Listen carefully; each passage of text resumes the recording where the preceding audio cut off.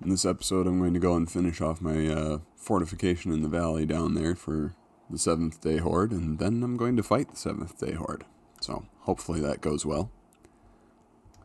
Another thing I am going to do, and I'm probably going to do this pretty much right away in this episode, is I'm going to go over to my iron mine, and I am going to collect some more iron.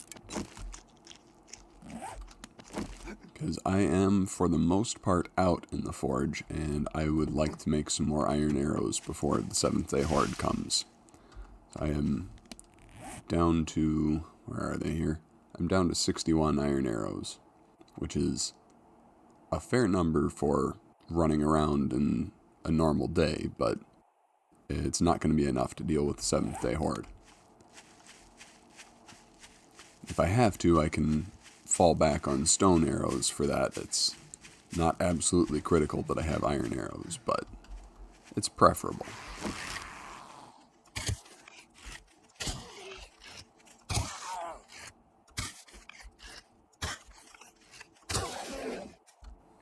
You were more trouble than you were worth.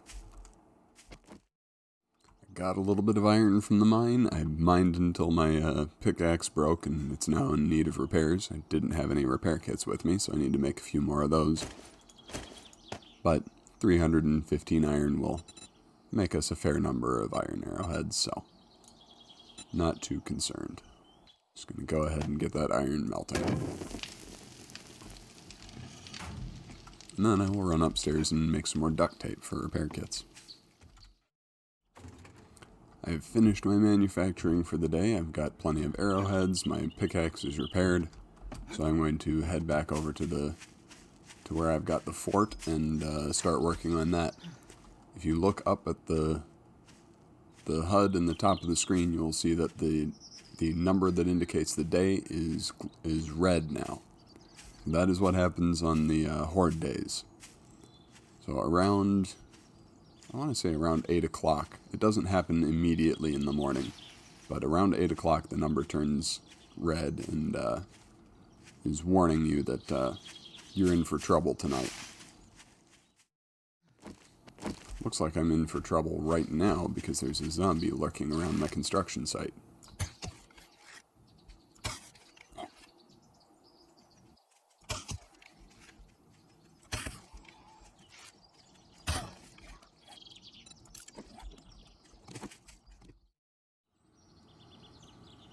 Barely 10:15 in the morning, and I am standing on top of my more or less completed towers.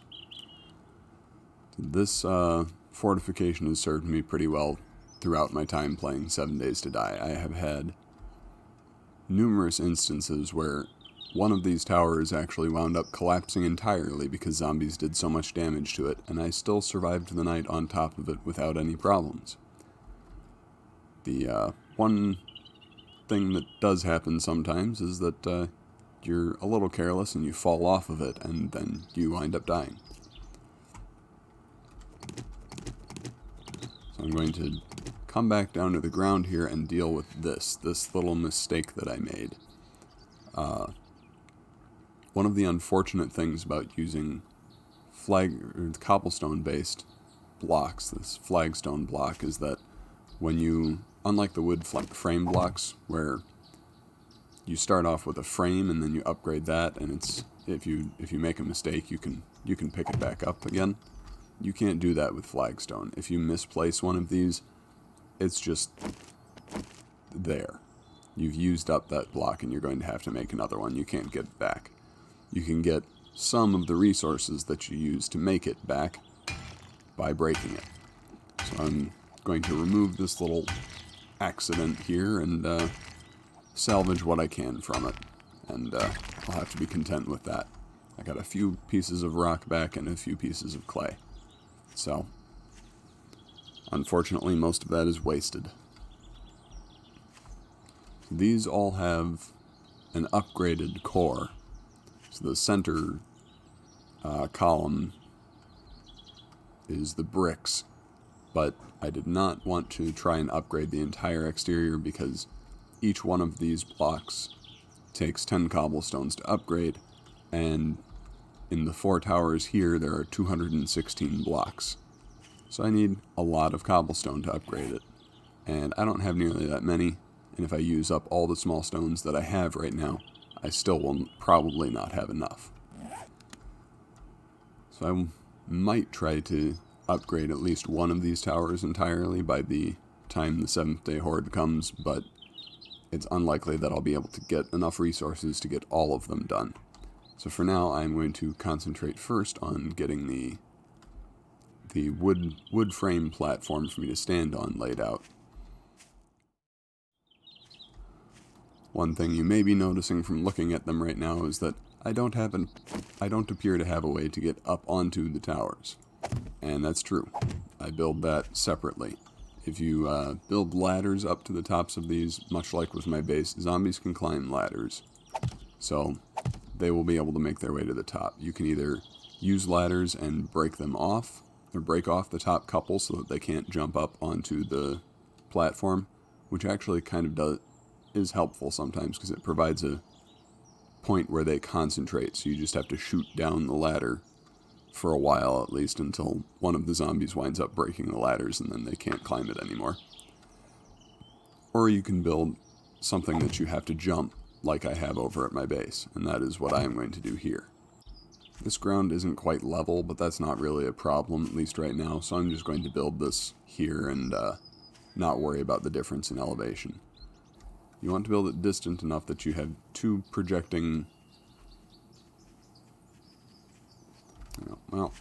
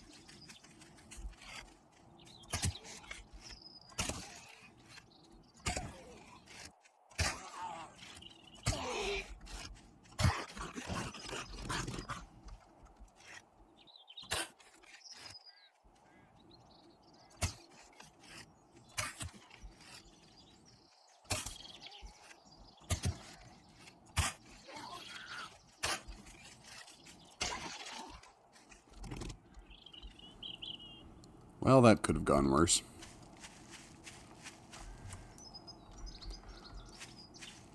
As I was trying to say before I was so rudely interrupted, I'm not too worried that the ground here isn't completely level. I've gone out far enough that it's come up a block. What I'm most concerned about is having enough run-up room from the tower to be able to make the jump. You can always lay wood frame blocks in between them if you need a little extra space, or if you don't want to jump, if you just want to walk over. But it's better to make sure that you can make it. So I'm actually going to build this one further back because the tops of my wood frame structure is going to be right there all the way around so that I can shoot down on the outsides of the towers as well. In fact, let me just put that in place there right now. So on this side, I will want the spot that I'm jumping to come out 2 more blocks. And I want it to come 2 blocks on this side, and I want a 2-block gap in the middle. Because I have been doing these for a while. Zombies generally are not able to jump the 2-block gap. Every so often, I have had them able to get across, usually when a bunch of them swarm up the ladder and try to run directly at you. Sometimes their collision detection pushes one over the edge and onto your platform. But other than other than instances of that, I've rarely had any zombies getting across. And even that only happens once in a great while.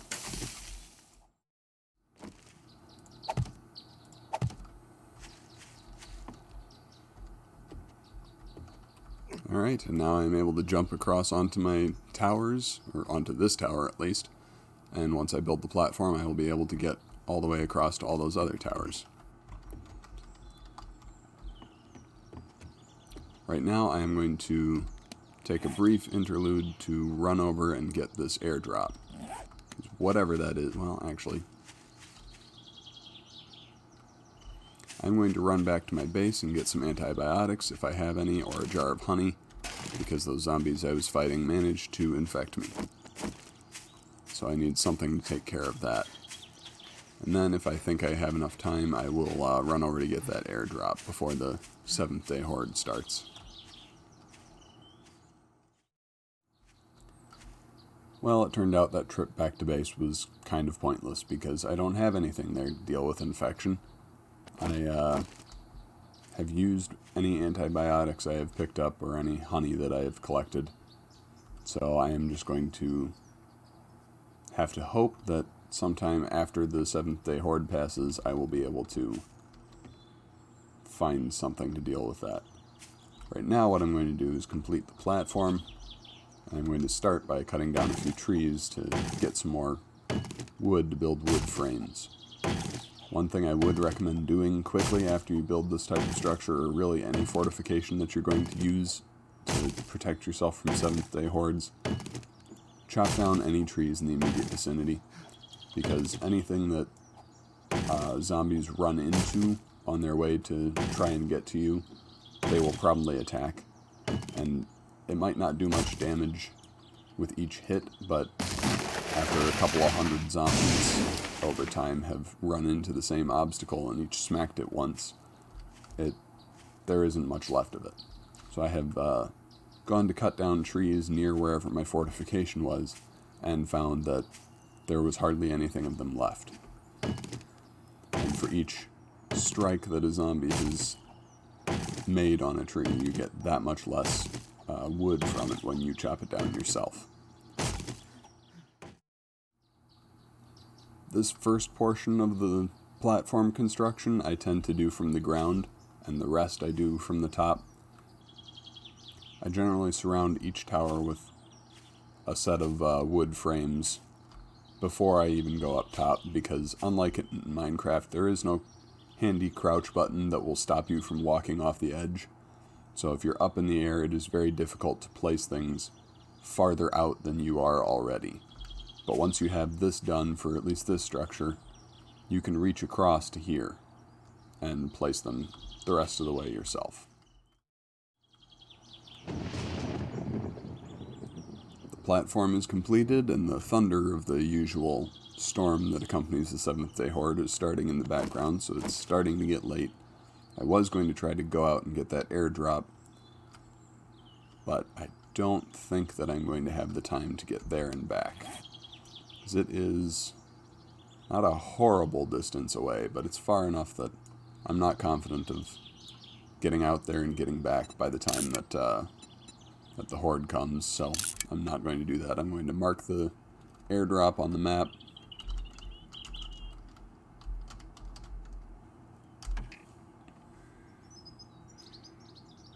I don't know if this is still the case, but it used to be the case that if you saved and exited the game, the little yellow parachute marker on the map would disappear the next time you came back in. So I always, especially if I don't have time to go and collect an airdrop immediately, I place my own marker on the map. And yeah, half a kilometer away, a little more than that, is a little bit further than I want to go right now, especially since I'm not quite done with my fortifications here. The last thing I want to do to these is to reinforce not one entire tower, but I'm going to reinforce the bottom 2 layers of each of them. Those are the spots that get hit the most by zombies, so giving those all the health that you can give them is probably your best bet. Over time, I will upgrade the rest of each tower just to get them to be uniform, but for now I will leave them as they are. If you have not been able to get a mining helmet or a helmet light of some kind by the 7th day, I would also recommend investing some of your animal fat, if you have that, into making more torches and placing those on the 5th block up. Zombies usually can't hit those, and you will need the light to shoot by. Well, I finished reinforcing the bottom of my towers, but as I suspected, I don't really have enough time to go over and check out that airdrop, so that will have to wait until the next episode, probably. I also don't have enough water, so I am starting to get dehydrated, and I don't have any antibiotics or anything to deal with the fact that I'm infected. So if I don't die during the 7th day Horde, there's a good chance that I will die of environmental factors sometime after that. I'm not actually sure how difficult it is to die of thirst in 7 days to die. I have never gotten to that point. Usually I'm able to find and drink some water before that becomes an issue. I have also never seen the infection progress to the later stages, so I'm not sure exactly how that works. So I might have the opportunity to find out now, because early in the game, antibiotic stuff is a little bit difficult to come across. I might be able to buy some from the trader, but I'm almost tempted to just let the infection keep going until it kills me, just to find out exactly what happens. Soon I will have other concerns, though, because the Day 7 Horde starts promptly at nightfall. So as soon as we hit 2200 hours up there in the HUD, we're going to have company. Fortunately, I made a lot of iron arrows. I just hope that it's going to be enough. The zombies are about to arrive. I am not sure if I will say anything during the fight. Possibly I will. I have been trying, when I'm fighting in this game of late, not to talk, so that I can speed up the fighting footage in my video editor and reduce the amount of time that the video runs. I'm not sure if I will do that for this entire fight, because probably for the first 7 day Horde it will not last the entire 6 hours of the night, but in later ones it will. So we will see what I decide to do for that. Suppose I will talk if I have anything interesting to say, and if I don't, I won't.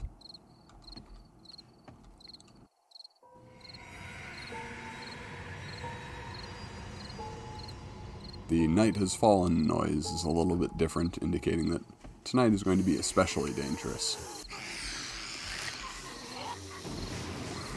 And here are our zombies.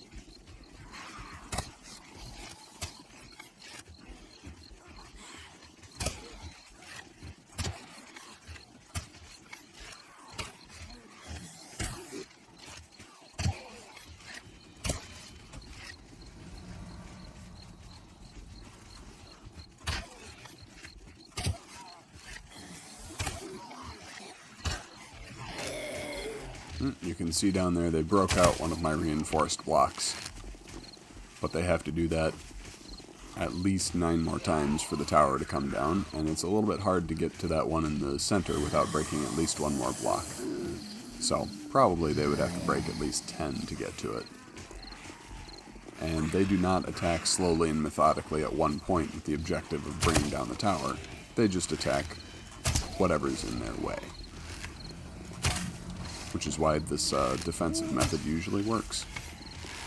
Usually. And my bow needs repairs.